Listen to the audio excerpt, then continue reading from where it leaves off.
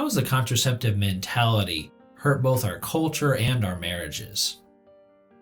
Absolutely. Yeah, I am convinced, and I've seen it lived out in couples, that if a couple decides to say yes to God, and they do that when they're at the altar, then that means they say yes to God in every area of their life.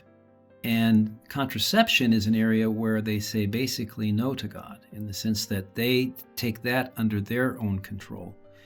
Now, that doesn't mean someone should have as many children as they can possibly have. And we have natural family planning, which is a beautiful, beautiful program where couples together as husband and wife pray about, how many children, the spacing of children, but it's all within the beauty of the respect of both the husband and the wife.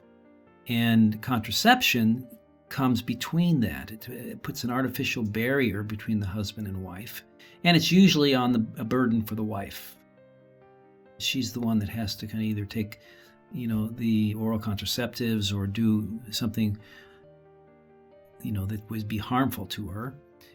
Whereas, by saying yes to God, you're trusting. So it really gets to the point of trusting, and it separates that love from life. Or that unity, the unitive aspect and the procreative aspect. And I'm convinced also that it's really contraception that goes, once you've separated that, then you open the door to any kind of sexual expression you want. Because you've broken the link now between life and love. So therefore, any form of love you want, whether it be two men or two women, would be in any other kinds of unions. If the life element is removed from it, then you can justify anything.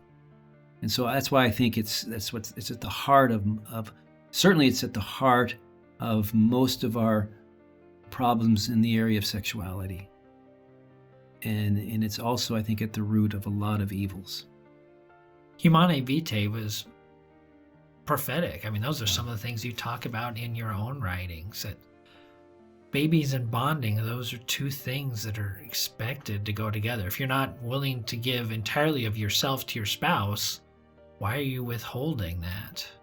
I mean, divorce, the hookup culture, there's so many evils that have sprung out from what was originally perceived as something that would give people freedom, I believe. Right.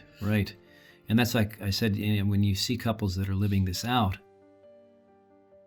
there's just a certain kind of a joy that they have, a freedom they have, that they've given themselves totally to each other. Whereas those, and I'm not saying, that people who use contraception are bad people. They're not.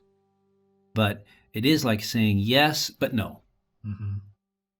This interview was an excerpt from the February Pro-Life podcast, which is sponsored by Lincoln Right to Life and Nebraska Right to Life.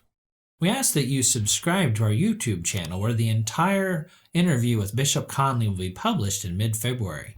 And we also ask that you continue to pray for our pro-life leaders. They help to guide us in protecting life from conception to natural death.